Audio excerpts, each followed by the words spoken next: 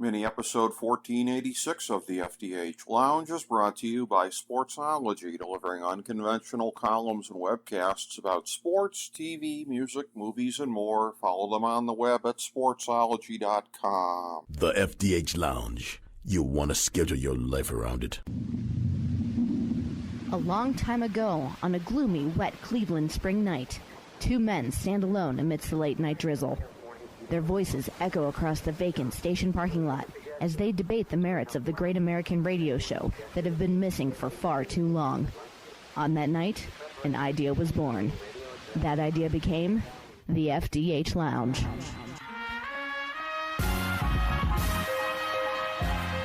Welcome to the FDH Lounge. Hello, everyone. Welcome to FDH Lounge mini episode 1486. This is FDH Managing Partner Rick Morris here. We have with us today our good friend, FDH Lounge dignitary Steve Kallas. And again, we are going to be breaking down the 2022 Stanley Cup Finals with Tampa Bay and Colorado. And I will note parenthetically that traditionally on the show here, it has been mano a mano myself and FDH Lounge dignitary and Sportsology proprietor Russ Cohen. But Russ, as they say, a late scratch, a game day scratch for this one here. I wish him well. You know what? He's getting to spend some good family time tonight, and I think that came up unexpectedly. And so once again, hope Russ is having a wonderful time. I take it he is as we are taping this. No hard feelings whatsoever, because talk about landing on your feet. I reached out here to Steve, and I'm like, look, man, no hard feelings if you can't do this, but he was able to do it. And I can think of nobody better to come in here in this spot. Russ Cohen himself would say, what a way to land on your feet in this segment, and I would concur with him. Steve Kallas, great to get you in, my friend. Thank you so much for being here. Always a pleasure to do this with Rick. I'd actually love to do one with Russ someday because I know he's the expert, but I'm happy to do this, and I've watched all these games. I've loved hockey since I was a little kid. My father loved hockey since he was rooting for the Rangers in the 1930s. So, hockey's big in the Kallas household, that's for sure. Well, one of the next times we go to do some hockey on the show here with Russ, I will have you in for that as well. And I must note also here, of course, Steve Kallas, also sports editor of WestchesterCountyPost.com. Got to get that in there, the tremendous site. And this is going to be a very, very interesting Stanley Cup final. We talked about this a little bit off air. A matchup of probably the two most talented teams in the league, but so many other different aspects to this as well. I guess on the notion of talent, I'll start there as we look back historically. I was looking to see in the finals over the last several years, and again, as I noted to you off air, not a whole lot of drama going into the final the last 2 years. Dallas and Montreal both kind of went on hot runs to make the finals, but very sort of 2007 Colorado Rockies-esque in both cases of where they made it there and then like, oops, we're here, we're going to get steamrolled, and that's what happened. And you have to go back at least to 2019 to find a very competitive final coming in. But I think you got to go back further than that. When you're looking at the talent level on both teams, I think the minimum you got to go back to is the start, as it were, of the Tampa Bay run. They made it to the final in 2015. It took them 5 years to get back. They had a very young team in 2015 when you consider that most, not all, I should say, of their core players were there in 2015, earlier in their careers. Not all of them, but a lot of them. And then Chicago at sort of the tail end of their great run of the early 2010s. You got to go back to 2015, maybe 2013 even, with Chicago and Boston. Those were two teams that were both in their prime that made multiple Stanley Cup final runs during that period of time. I would actually argue you go back to 08-09. The two matchups with my Detroit Red Wings and the Pittsburgh Penguins, and all of the players on both sides there. It's interesting, as we're talking about the final that had the most talented players on it. I mentioned Chicago with Marian Hossa. He, of course, was on both sides of the 08-09 finals there, famously at the time. So one way or another, he was a part of some of the most talented Stanley Cup finals of the last 15 years. But off the top of your head, Steve, how far do you think you got to go back to find one that matches up to this in terms of talent levels on both sides? Do you think it's as far back as 08-09? I do think it's as far back because for one reason or another, you're right. And this takes nothing away from Tampa, but the last 2 years were so weird. But you're right, in those finals, you kind of knew what was going to happen. Even one was COVID, no fans at all. And then, last year there was, I think, a 56-game schedule or whatever they did. But, yeah, I would go back that far, too, because the Blackhawks had become the Blackhawks and were on the verge. And the Red Wings have always been good, especially through, I think, the beginning part of that decade as well, even before 08-09. But, yeah, I think those were two great teams who played that year. Yeah, you had a heck of a matchup at that period of time. And again, in terms of the history of this going into these finals here, there have been a couple teams from the 1980s that have been invoked in recent days, particularly in talking about what has happened with Tampa Bay, because you have to go back to the Edmonton Oilers of 83 to 85 to find 3 consecutive conference champions. You have to go back to the Islanders of 80 to 83 to find at least 3, in that case it was 4, consecutive Stanley Cup winners. Of course, Edmonton lost in 83 and then beat the Islanders in 84. That was the whole changing of the guard right there. So those two teams, that's as far back as you got to go to find a run like Tampa Bay's on. We throw around terms like dynasty for what the Penguins did, the Blackhawks going further back, even my Red Wings over a period of time, Pittsburgh. But there's always like a gap in between. My Red Wings of 97, 98 did at least repeat. That was the last repeat champion before last year with Tampa Bay. And then, of course, the Red Wings in 02 with what was easily, I think, the best of any of those teams there. But this is Tampa doing it in back-to-back to potentially back years, doing it here if they can do it again. So as far as a place in history, they're clinching an elite one, Steve Kallas. The question in the minds of many will be exactly how elite, on what level they're at. Right, and people are saying if they win this one, you got to view them like the Islanders and even the Canadians of the late 70s. It was kind of a weird time back then, as you'll recall, because the Canadians with Ken Dryden and net won from 4 in a row from 76 to 79. The Islanders took over from 80 to 83. I would point out that Ken Dryden retired.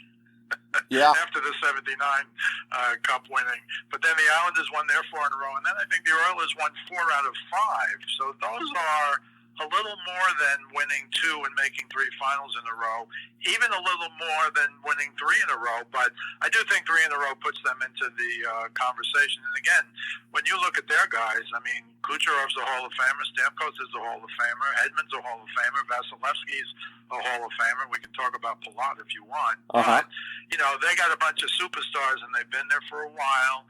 And, John Cooper kept his job when John Tortorella swept him with Columbus, which is what started this whole thing with Tampa. And it's kind of amazing because I even heard Tortorella this week. He made the comment, we created a monster by sweeping Tampa Bay when they were the best team in hockey, right? 3 years ago.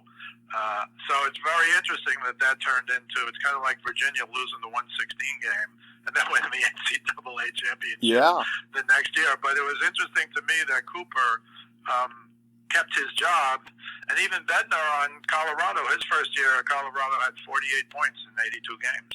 Doesn't get much worse than that, but they stuck with him as well. And like I said, we've been waiting for the Avs for a few years now, and here they are, and they're real good. Yeah, I mean, they were the best team in the West on paper each of the last 3 years, and they have finally, they have finally made it there. Tampa Bay punching their way through, and as you said, a lineup, with a bunch of Hall of Famers in that locker room. And again, I will point out and say it's very, very easy to see the fingerprints on the one side, but not as easy on the other side because somebody's not there anymore. This is Joe Sakic's Colorado team as far as team building, but this is a revival of what I would call hockey's greatest rivalry, because on the other side, who built Tampa Bay? My all-time athletic hero, the captain, Steve Yzerman. So this is sort of an extension of that rivalry there, Yzerman v. Sakic.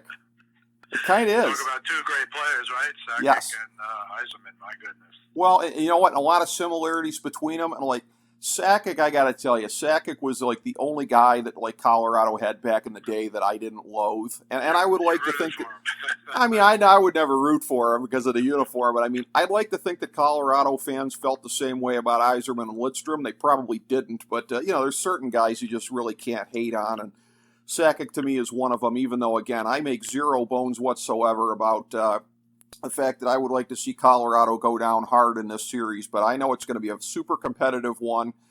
And again, and this is the thing where I do feel bad for you, Steve, as a Ranger fan. Your team came that close, got there, whatever. But and I wasn't sitting there. I was not rooting against your Rangers. But at the end of it, I'm one of these guys. I have my sort of spite firewalls, right? The teams that I hate. And like I hate Golden State in the NBA, so God help me, I got to root for Boston in the finals, which just kills me.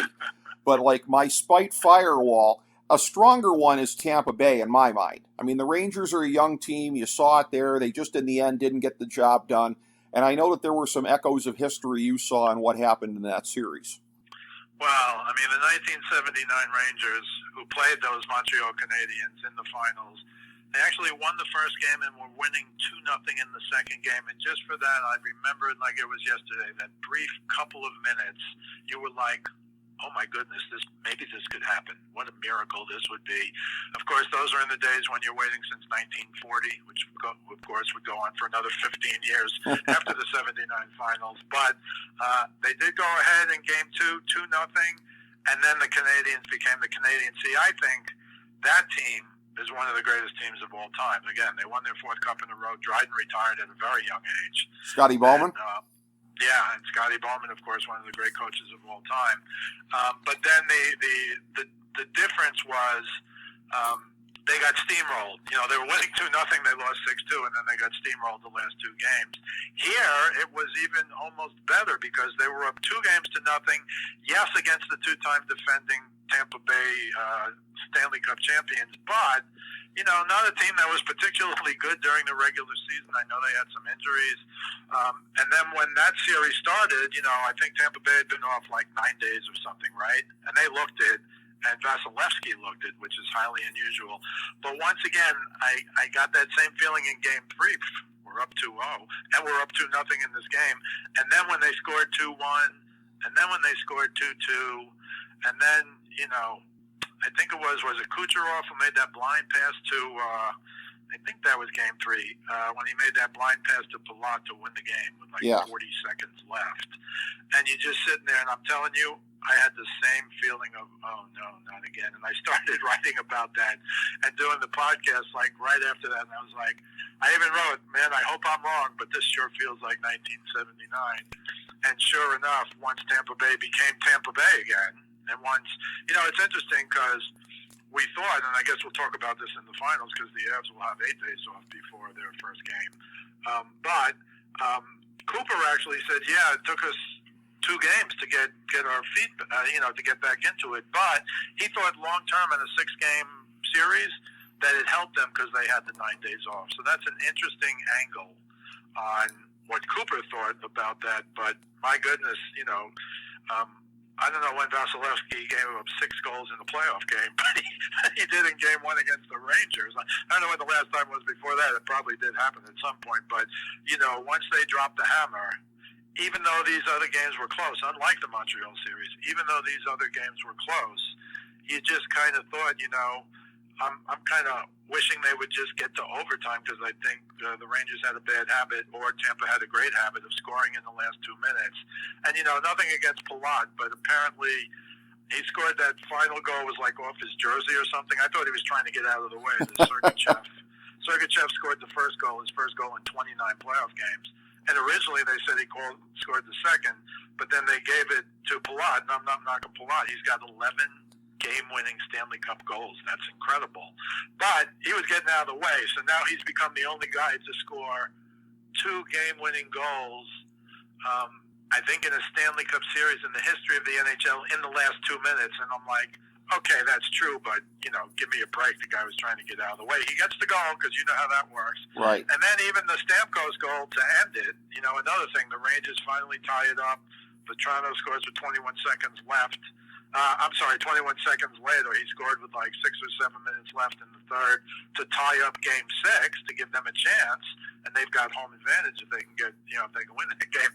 And then 21 seconds later, Stamkos shoots. Shesterkin, who was great, he was off the charts. He catches it in his glove, but it pops out of his glove, and it hits Stamkos either in the glove or the leg. He didn't kick it in. It might have gotten in off his shin or off his own Stamkos' glove. And I'm like, come on, how lucky is that goal? But, what we've learned, or I've learned the last 15 years of hockey with the incredible camera work they have now, Rick, is so many of these goals are luck. That's why you just throw the puck at the net and hope for the best, because when you watch the super slow motion that they now have, lots of things get deflected, some by accident, some by the defense.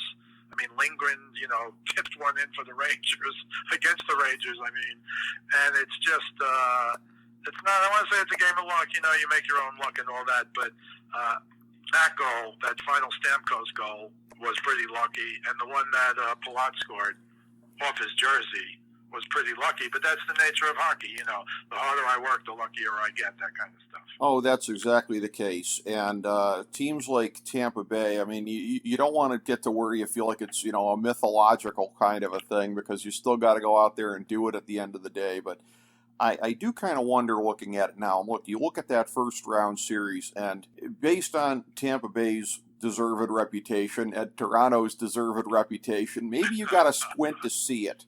But I felt like Toronto played them a lot better than they generally would have any other year. I actually picked Toronto to win the series ahead of time, and I don't feel like I was that far off. Like a lot of other series, if they would have played each other, I would have thought, what was I thinking?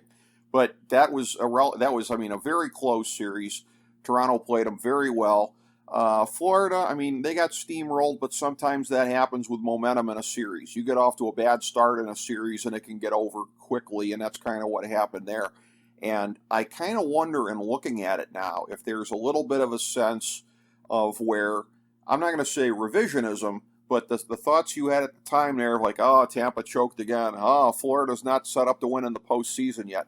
The fact that Tampa Bay made it to the final and not the Rangers, does this give us a little bit of almost sort of, I don't want to say, retroactive sense that it was inevitable, but a sense of like, look, Tampa Bay, it was just their year in the East anyways, going into the final, we'll see what happens here, but there was no stopping them in the East just like there was the last 2 years.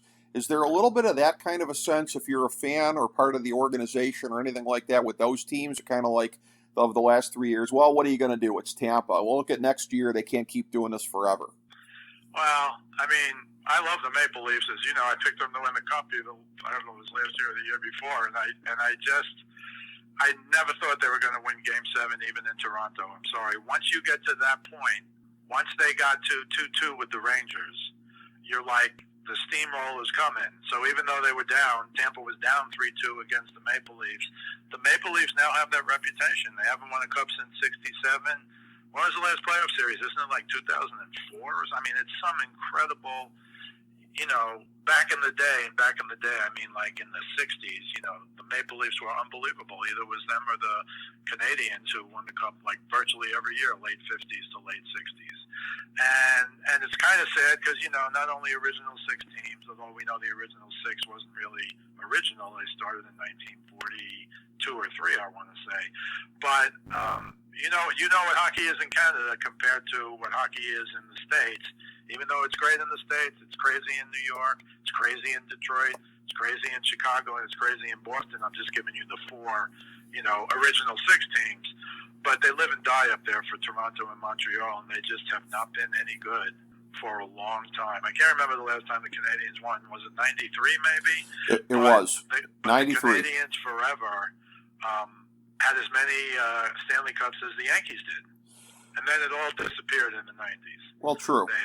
The Canadians just couldn't do it. As you said, they made the finals, but it was like, they made the finals. That's a good run. Well, that was. But no, I think Tampa, they've literally won this, A, with a great goaltender, of course, but B, with this incredible experience that they've had over the last 2 years. They've now won 11 series in a row. 11 series in a row. In today's game, because it's such a grind, it is true. I agree. The Stanley Cup's the hardest trophy to win. You play 4 series. Look at the Rangers. They play 20 games in 40 days. Well, yeah. And depending on who you talk to, some of those guys are going to say, no excuse, no excuse, no excuse. You can't tell me they weren't all tired or really hurt more. Everybody's hurt when you go through the Stanley Cup playoffs.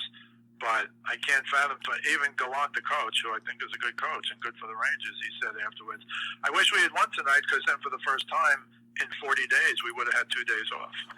Well, I will say this, like Gallant as he ages, it's one of these things where it just makes me giggle seeing him on the bench, because if he isn't increasingly growing into a resemblance of the Don Rickles character in Casino as he ages, I mean, and Steve, now that I told you that, you'll never unsee it, okay? You'll never unsee it. But it's a thing. We overlook this sometimes, too, as far as Tampa Bay going into Toronto for a Game 7. And look, and Tampa Bay, more than even some other teams in the league, has got a lot of Euros on their team. But still, you go into Toronto for a Game 7, the spiritual successor to Maple Leaf Gardens. It's not the same building, but you know what I mean. And it's a thing where, because of the nature of the game, on any roster in the NHL, so many players in the league grew up dreaming of playing in a Game 7 in that building. So it's a thing where it's not the home ice advantage for Toronto necessarily that you would think it is. And then, Toronto, conversely, for any of the Euros on their team, they didn't grow up dreaming of playing in Toronto for a Game 7. So the home ice kind of offsets itself in Toronto and Montreal in that sense, which is a weird thing, isn't it? Absolutely. But again, I think the experience so matters, and I think this is how they get over the hump. And again, after the first 2 games in the Eastern Conference Finals, their stars played like stars, all of them. Well, they did. And that'll put you over the top. And then when you see it's 1-1 and it's late, you just you're cringing if you're not rooting for Tampa Bay, because you know they're just going to find a way. And I'll say it again, I thought both of those goals were bad goals that Stamkos called. But the second one, just literally, Shesterkin made the save, could not keep the puck in his glove. The puck popped out and bounced in off the guy's glove or his thigh, or he didn't kick it. There's no way that was a kicking motion, although Shesterkin tried. But that's hockey. But these are the guys, again, you make your own luck. And Tampa Bay just, I think they're going to have problems here with the Avs, and I know we're going to talk about that series now, but it's hard. They've got the goalie. They do. They've got 2 cups in their pocket, so they're going to be hard to beat, I think. Big game advantage, a big game, team there with the advantage of having been there before, being, certified winners, which Colorado is still trying to prove that they are. That's the edge. Goalie is the edge. And then, again, in many other areas, you might even potentially give an edge to Colorado. We'll be looking at that a little bit here. But what I do want to ask you about as far as how that goes is the route to the Cup final for both teams. You look at it here, and I think it was probably momentary insanity on my part, because I picked Colorado before the season, before the playoffs, and something made me, I was just looking at it with Edmonton, I had a weird feeling that maybe they were going to stay on that roll, because I didn't think they'd get past Calgary. So I think it was a little bit of okay, well, they fooled me once, maybe this is their year. No, I was wrong about that, decidedly so, as their lack of depth was exercised, out there very, very ruthlessly exposed, I should say, by Colorado. But as you look at it here, it strikes me all along the way here that Tampa Bay had the tougher route. And again, you could look at it like it took more out of them, but on the other hand, it could be a matter of being more battle-tested, and that for Colorado being a team that really has something to prove after the last 2 years being the most talented team in the West and not getting there, it strikes me that with Tampa having had the harder path to travel here, that they proved something that Colorado still kind of has to prove, I think. Well, I think there's some truth to that.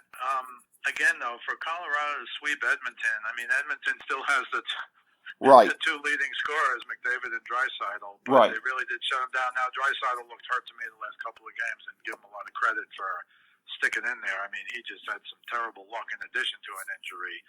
But, Mike Smith, 40 years old, the goalies to me are so important. So you look at a guy like, even though Shesterkin, I say now to me he can win a cup. Braden Holtby, all those years, Joe Staszek and I used to say, Braden Holtby can win a cup. He can win a cup with the Caps. Yep. And he didn't win a cup till Trotz became the coach, and then after 1 year they got rid of Trotz, and now they've reverted back to what they were before Trotz was there. But there are certain guys you look at, and when I look at Darcy Kemper, frankly, do I go, yeah, he can win a cup? Not really, but I picked him at the beginning before the playoffs, and I'm going to stick with them because I thought they could be so dominant. I know in the first 12 games, I didn't keep up on this number. In the first 12 games in the playoffs, they scored 55 goals, and they were 12-2. So that ties the all-time record of getting to the finals in this now 4. You could play in theory 21 games, 3 7-game series to make the finals. Nobody's done it better than 14 games, and Colorado tied that record. Like 7 teams have done it, but nobody. So they're 12-2. It's the old. They'll be okay, or they'll be well rested because they swept Edmonton. And I will point out, although Tampa was terrible by their own admission, including Vasilevsky in Game 1 into Game 2 against the Rangers, after waiting 9 days. Colorado swept Nashville in the first round and had, I think it was 7 or 8 days between playing St. Louis, a pretty good team, in the second round, and Colorado won Game 1 in overtime. So we'll have to see. I think Tampa has a big advantage Game 1 based on what happened to Tampa against the Rangers, but maybe Colorado, you can't duplicate it, you can't duplicate game speed. You can't duplicate a game when you're sitting home for 7 or 8 days. You could practice hard, you can take all the shots you want. In any of these sports, baseball, football, basketball, hockey, it's not like playing in a game. So we'll see. I find that as an interesting angle in terms of Game 1. Will Colorado be a little rusty enough for Tampa to take advantage of it? And the other thing I'll say about Tampa is when they get a lead, boy, they are hard to catch and virtually impossible to beat. Well, yeah, I mean, their goalie, Vasilevsky, is pretty much like the equivalent of a closer in baseball, kind of like Mariano Rivera, essentially. Like and, you may not like what I'm about to point out here, which is you mentioned Barry Trotz. Of course, he went to the Islanders after that, took them to the Eastern Conference Finals 2 years in a row. There's been some talk made out of what Tampa Bay did to New York teams in the last several years here, the Rangers and the Islanders. I hate to do this to you, Steve Kallas, but I'm going to go a step further. If we throw baseball into the mix, Rays and Yankees, this is pretty lopsided over a period of time. And you being a New Yorker, you can speak to this. It's got to make it worse in the sense that New Yorkers live and die with their teams, and their teams keep losing to fans of an area that have the reputation anyways of being casual at best. Oh, we beat the Yankees in another series? That's great. Oh, okay. Oh, wonderful. Wake me when the World Series is done. That's probably got to make it even worse when you look at the nature of their fan base down there. It's hard to believe, but they're the land of champions, although obviously the Rays haven't won the World Series, but between Tampa and then between the Lightning and now the Bucks that 1 year also, it's incredible. I did go to one Tampa Yankees game in Tampa in 2002 with my family because we went to Disney World and my son was a Tino Martinez fan, and we're getting off. I'll just be very brief. But we went to see Tino play for Tampa Bay because my son put a curse on the Yankees once they signed Jason Giambi. They'll never win the World Series while he's here, and of course he was right. But we went to see them, and it was the second day of the year, and it was like nobody there. And it looked like they were playing on a pool table. That's what I remember about going down to Tampa to watch Tampa play anybody. The field is so weird and the rules are so weird, but I don't want to get too far afield. But you are correct. It's terrible. It's kind of wasted on those Tampa Bay fans. It really kind of is. And before we get into the nitty-gritty of the series, one last thing from that period of time with Bernie Williams. Is this with Tampa Bay with 11 straight series wins? Is this sort of the anti-Bernie Williams? Because you talk about previously the distortion with the postseason baseball home run records. Tampa Bay has had to do this over a shorter period of time because there's longer rounds in the playoffs here. So I sort of feel like they are almost inverse to the point that you're always making about Bernie Williams and Babe Ruth. Well, I think there's some truth to that. It is such a grind now, and in the way back when there were 6 teams, in retrospect, that looks ridiculous. And certainly when I was a kid, you could throw out like the Bruins and the Rangers every year. Yeah. It was the same 4 teams in the playoffs. And I don't remember, I've looked at the history of the 50s into the beginning of the 60s, but, for like 10 years, either Toronto or Montreal won. I think maybe the Blackhawks won 1 year in like 61 or something, and that was their only cup at that time. But it's interesting. It used to be much easier. A lot of people in New York are saying the Rangers are never going to get back now. Whereas you look at them as a young team with a great future, it's so hard. And look, they had to go 7-7-6. That's why they played 20 games in 40 days. But, a puck bounce here or puck bounce there, hits a skate, and you're eliminated.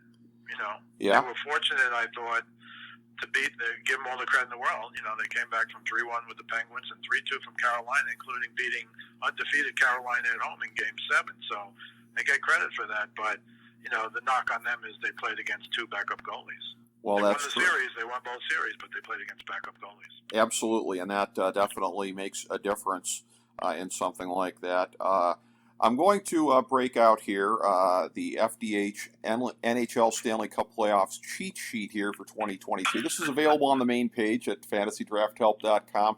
So here is a statistical breakout of both teams here. Ultimately, in the final average of all of these numbers, Colorado placed 4th in the league. Tampa Bay placed 6th. Interestingly enough, neither of them on the top tier. Colorado's at the top of the second tier, but there was a break. Florida, Carolina, Calgary all scored well above where Colorado was at in 4th place here. But, hey, Colorado and Tampa are the 2 teams still left here. In our final power rankings for the season, Colorado was 2nd, Tampa Bay 6th. Power play percentage for the season, Colorado 6th, Tampa Bay 9th. Penalty kill, Colorado 16th, Tampa Bay 12th. Fenwick 4, Colorado was 11th and Tampa Bay 18th.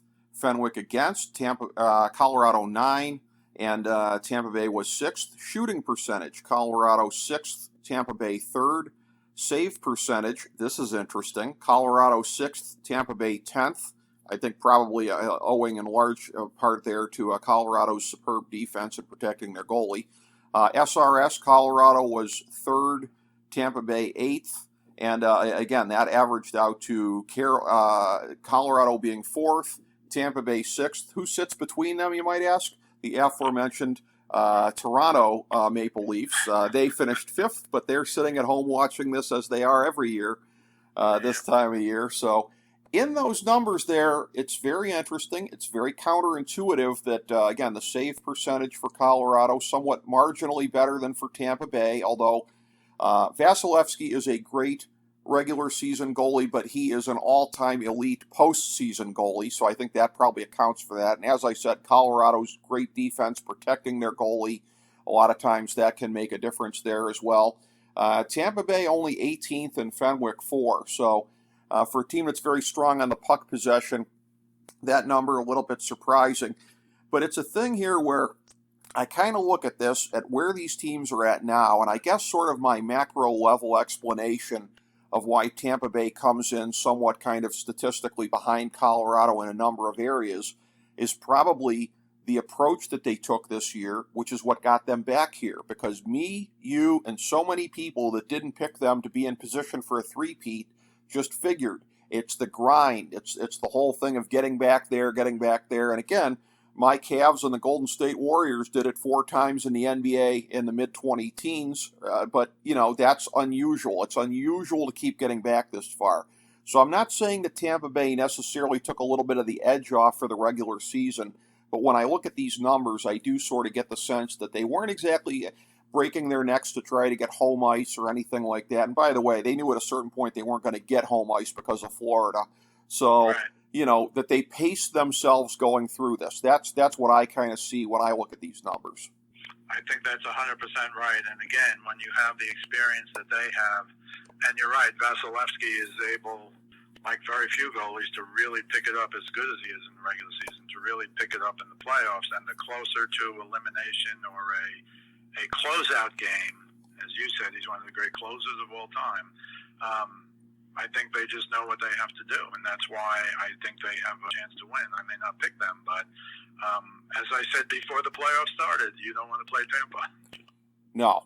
And, in looking at this here, let's take this from either side of the coin here. I mean, if Tampa Bay wins, who do you think is going to be the most instrumental player? I mean, when you look at it, Kucherov is somebody who is arguably a top 5 player in the league when healthy, and you've had to sort of put that designation on him in the last couple of years, much as you had to with Stamkos before this season.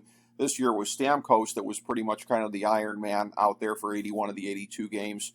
Kucherov being as great as he is, I'm still going to say Vasilevsky for Tampa Bay because that is by far the biggest between the two teams here. And again, Darcy Kemper, he has done an amazing job there in Colorado. He's gone out there. He's done what they needed for him to do, but there are some questions about his health right now.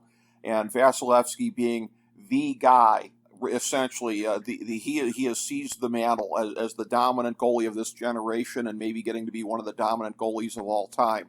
I'm going to say if Tampa wins that he would be the key player. Do you agree? Oh, 100%. He's the Conn Smythe winner if they win, I think, because the goalie is the biggest position player in all sports. Mm-hmm. It's not the quarterback. It's not the starting pitcher. It's the goalie. And that is why, unlike in the NBA, a 7 or an 8 seed can win the Stanley Cup. 7 and an 8 seed, you play in that dopey 7-10 thing now, whatever that is. You essentially play for a chance to lose or get crushed by the number 1 and 2 seeds. Certainly the 1-8, but I think the Kings won as an 8 seed once. It can happen in hockey. It can't happen in basketball, and it doesn't happen in basketball. And you even look at, 3-0, 3-1 in the NBA. I think only your Cavs are the only team down 3-1 to come back and win. I would say to you they could thank Draymond Green for getting suspended, but whatever. And never 3-0. In hockey, 3-1s have happened rather frequently, including, I know the Rangers did it this year. And 3-0 has even happened 3 or 4 times. I can tell you, I think it's the 42 Stanley Cup Finals. The Leafs came back from 3-0 to win the Stanley Cup. So it can happen. Why? Because if your goalie stands on his head, no matter how good or bad you are, you have a chance. And we've seen over the years that goalies stand on their head. So Vasilevsky, who will not have that 8 or 9 day rust time, they have a big advantage in their goal. In fact, it's their biggest advantage, it seems to me. Other than that, I think the Avs are probably a better, deeper, faster team. But yes, if Tampa wins, I think it'll be Vasilevsky. And if the Avs win, I don't think it'll be Darcy Kemper or even Francouz, the backup, because I don't even know who's starting. Kemper's ready to go. He's 100%. But Pavel Francouz was 6-0 after Kemper went down. So do you ride the guy who is 6-0, or do you ride your starter who hasn't played in a while? It's an interesting question, and I was looking for the answer today, and so far it hasn't been announced. Yeah. I don't know if you prepare for 2 goalies like you prepare for 2 quarterbacks, but, maybe they don't want to announce it till the final, whenever they have to. I don't know if that's the day before or the day of, but as of today when we're taping, I hadn't heard anything about, who's going to be the starting goalie. It's just kind of a big, important question. Well, sure. And look, Colorado would rather have Kemper at 100%, but the next best thing is keeping Tampa Bay off edge until potentially Wednesday night because, again, to your question, yeah, I think it is going to matter a little bit. You're going to have different scouting reports for either goalie. Either of them is going to have different areas to aim for, whether it be the 5-hole or top shelf or whatever. Yep. So, and honestly, I don't know enough about the intricacies of the two to know how much the styles might match up or not. And that's something where Russ Cohen might be able to tell us that, Correct. On the granular level. Yeah, that's a super granular level. By the way, and I'm obligated to gravy train for a little bit, as you mentioned, 3-1. That I got a Facebook memory today, and you might have seen this when I brought up the Facebook memory, that on this date in 2016, when the Cavs were down 3-1, I've told the story before on the show, I had never before worn, a friend of mine went to the Cavs Chinese New Year night celebration and got me a wine and gold Cavs Chinese New Year shirt. And I'm like, what the hell? I'm going to wear it tonight. And I wore it for the last 3 games, didn't wash it in between, so it probably could have stood on its own by Game 7. Although, to be honest with you, I think it still smelled more like the cardboard box it had been sitting in. But, yeah, that happened. And as you said, doesn't happen in the NBA unless you're Golden State in 2016. Harumph. But, in the NHL, it could happen. It's not as likely to happen. And from that great memory of the Cavs to what would be a bitter reality for me if Colorado were to win it, and as I flip the question over, I'm going to say the player that would be the biggest difference maker, because when you talk about the outstanding, dare I say, elite job they do of protecting their goalie, I'm going to put it on Cale Makar. I think that it is going to be him just absolutely playing out of his skull. If he can get it done, for Colorado, if they're able to do this. A guy that was better than a point per game as a defenseman, 86 in 77 games, plus 48. Not the highest on his team, by the way. Devin Taves at plus 52, but still. I'm going to say Makar, who I think is a top 10 player in this league at only age 23, and a guy who I have seen for a while sort of coming for Victor Hedman, coincidentally. Like Hedman, to me, year in and year out, I think of him just about being the best defenseman. And Makar, for his brief period of time in the league, I've seen him looming for that designation. This is something I would not want to see, but you could see a changing in the guard in this series if he can step up and be elite and help Colorado get it done. Would you agree that he might be the most important player if they get it done, or would you be thinking McKinnon or one of their top snipers? Well, Makar's their leading scorer, which is kind of incredible. 7 goals, 15 assists through the playoffs. And as you also know, the Conn Smythe Trophy is for the whole playoffs, yes, not just for the finals. But I think I still might go with McKinnon because somebody with incredible talent is going to have to beat Vasilevsky. Yes. And if they can't score as good as Makar is, I think McKinnon, I was so disappointed in the prior series. McKinnon scored a goal. He had the puck behind his whole net. Behind his whole goal. He literally, skated the length of the ice, went by 4 or 5 Oilers who tried to stop him, and scored a goal. And I'm waiting for the announcer to go, here's a Bobby Orr goal. Yeah. But they don't even say that anymore, Rick. I guess Bobby Orr hasn't played long enough. But McKinnon has incredible speed, and he's a pretty tough guy. And he already has 11 goals and 7 assists, so he's right behind Makar. But certainly it's very hard to me for a defenseman to win, but a defenseman who leads the team in scoring, which Makar does right now, is certainly a possibility. But I'll go with McKinnon because I think he's waited a long time to be here, and now he's here. Now, if anyone can stop him, it's not only Vasilevsky, it's that Tampa defense again, especially if they get a lead. But I'll go with McKinnon.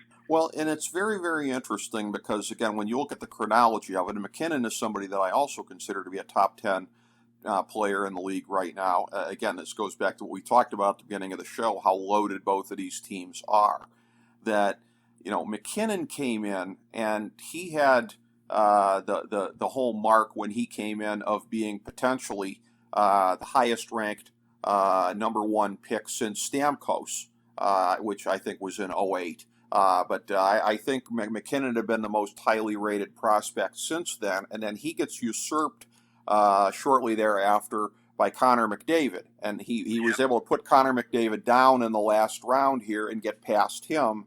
And now, you've got Stamkos, you've got Kucherov, who is also now up there as far as one of the elite winners in the game and everything like that. So given that, again, there had been that talk that McKinnon might have been the highest rated draft prospect potentially since Stamkos, when you look at Makar and Hedman, you look at McKinnon and Stamkos, I really think that there are some interesting kind of changing of the guard type things that might be coming out of this, which again would just horrify me from my perspective. But I must be honest and point that out here, that there are these possibilities when you look at things, guys like me, and you look at things from a historical standpoint.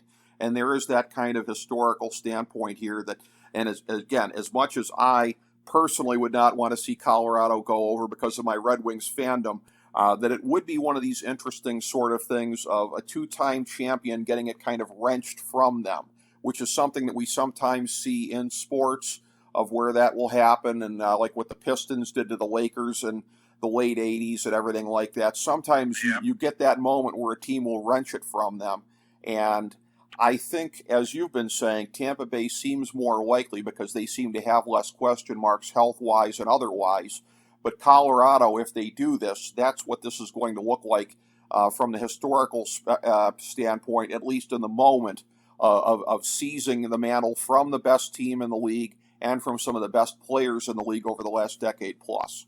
Yep, I agree. And as we look at this here, again, like I said, I had my moment of momentary insanity going into the last round when I did pick Edmonton in 7 in the West Finals. It was the only time I had deviated from Colorado winning here, so that set me up. I've actually been through the first 3 rounds of the playoffs, pretty good here. I've been 10-4 overall on this here. That was one of the only ones I missed was Edmonton. I've had a pretty good run, although particularly early on, like in the first round, I know there were some series that people thought kind of were more toss-ups that I didn't necessarily think were toss-ups.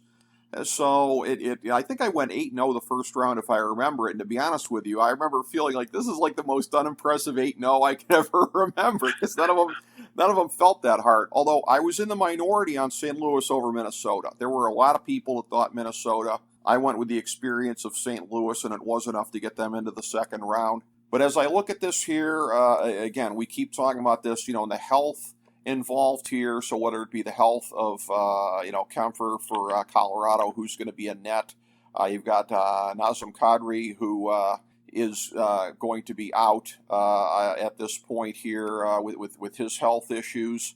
You have on the other side of the coin here, Braden Point, who has been one of the biggest clutch players the last couple of years for Tampa Bay in the playoffs. He is due to be back, they're saying, at least in the early part of this series. So whether we see him in Denver or not, Tampa Bay really needs him because he's been a big difference maker over a period of time. But up and down the line, they seem to have less question marks. And the question of wear and tear, if it's the third consecutive postseason, again,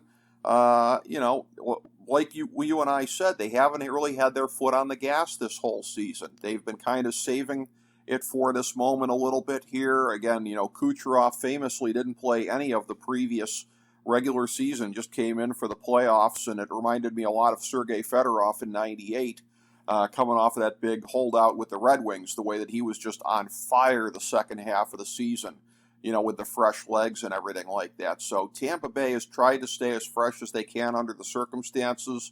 The wear and tear of 3 consecutive finals runs hasn't taken its toll on them yet. We'll see if it does, if it goes 7, because I see it going 7. But I think they're going to go into Denver and they're going to make it 3 years in a row. Colorado, as much as I hate to admit this, they're going to get there at some point, but it's not going to be this year. I'm going to say Tampa Bay in 7, the 3-peat in 2022. What say you, Steve Kallas? I'm going to go the opposite way. I'm going to say the Avs in 6. We also forgot to mention Cogliano, who had I think he had thumb surgery, but yes. Apparently there's a chance that he can come back for the Avs. Yes. Kadri is a big loss. He's the number 2 center. He's a really good player. And apparently he might come back, but you don't know when. I know they for Game 5 and 6 against the Rangers, and apparently Game 6 was like a game-time decision. He didn't come out for warm-up, so you knew he wasn't going to play. But Cooper said he's going to play. He just doesn't know when, and he will play in the finals. So, again, you don't know what that means. What are they talking about? I thought Bednar said that even Kadri was like practicing or skating. Does that mean he's skating by himself? But I think Colorado, they have so many weapons. I mean, Makar is a star already. It might be the passing of the guard. I mean, Hedman's 31 years old, but he's got a lot of miles in him. And this guy is one of the best skaters in the NHL. McKinnon's one of the fastest skaters for the front guys. Makar might be the best skating defenseman in the NFL. In the NHL, and that's a big statement. Yes. But again, he's also the leading scorer, 22 points. McKinnon has 18. And Landeskog and Rantanen have 17 points apiece in the playoffs. So they have their own lineup to match up, I think, with Kucherov and his group, including one defenseman, Hedman, who's got 2 goals and 12 assists. So there is a big difference in goal, and it's hard for me to get over that. But a couple of other things quickly. The Avs are 7-0 on the road. They've outscored their opponents 36-20 on the road.